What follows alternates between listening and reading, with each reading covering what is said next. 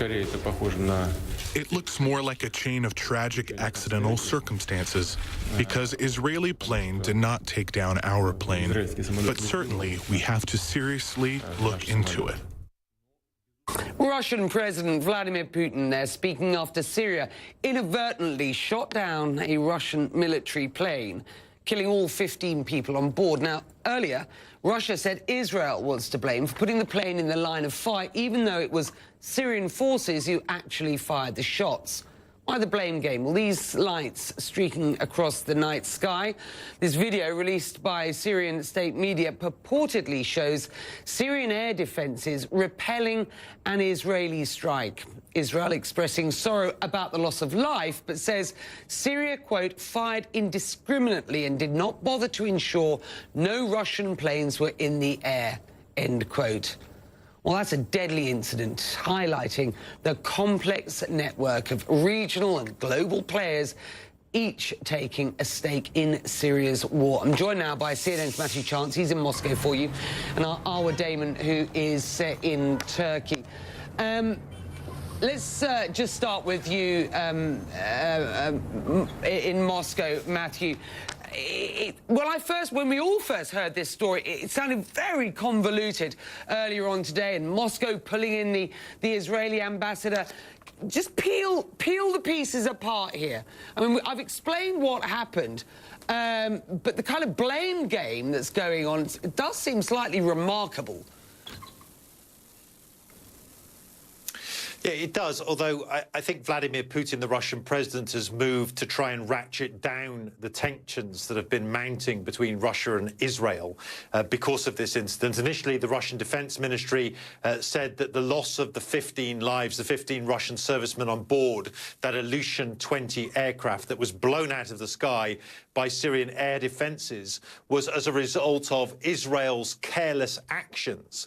Of course, it came following an attack by Israeli warplanes on targets inside Syria in the scramble that was launched by the Syrian air defenses to intercept Israeli missiles.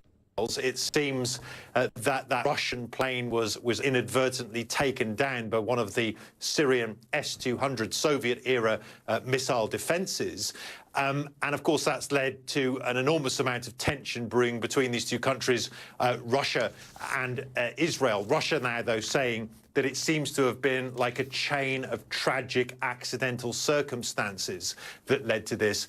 And they're saying, of course, that the Israelis did not bring it down themselves. Nevertheless, it underlines the confusion, underlines the breakdown in communications that happened clearly between the Israelis and the Russians. They've got deconfliction lines that should have been used to communicate the whereabouts of their various assets. But more importantly, perhaps a breakdown in communications between the Syrians and the Russians. They seem to have opened fire on these incoming Israeli missiles and accidentally shot this Russian plane out of the sky.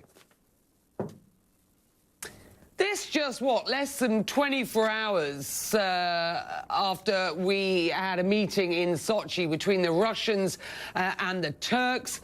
Our Damascus itself welcoming a deal struck in Sochi between Russia and Turkey to create a demilitarized buffer zone in northwest Syria. Idlib province, of course, the last remaining major rebel stronghold where an all-out assault had been feared. Turkey says the diplomatic solution will prevent a humanitarian crisis on its borders. As you digest the news on this demilitarized zone and you assess the implications of what we've seen overnight with this downing of this Russian jet, where are we at this point?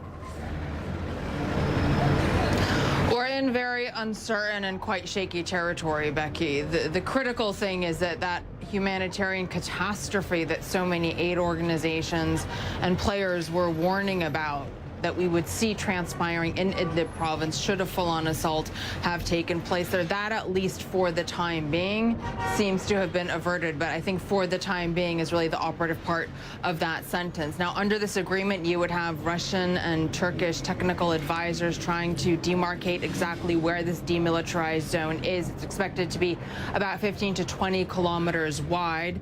And under the agreement, as far as we understand it, the more extreme elements within the fighting force that is inside Idlib province would be pushed out of this zone, along with any sort of heavy weaponry, as well as tanks and other such military equipment. What we understand from the Turkish side is that the moderate rebels, as they call them, would be allowed to keep some of their lighter weaponry, and civilians would be allowed to remain. But there's really a lot of uncertainty when you talk to the Syrian population inside Idlib province, not the least because they've seen these types of agreements in the past, and they have not necessarily held all that strongly. Idlib, if you will remember, was in fact a de-escalation zone, but at the same time it was still getting hit by a variety of different airstrikes. Sure. This is such an uncertain, volatile situation, Becky, and unfortunately the Syrian civilians know only too well that while these agreements take place, they don't really have that big of a voice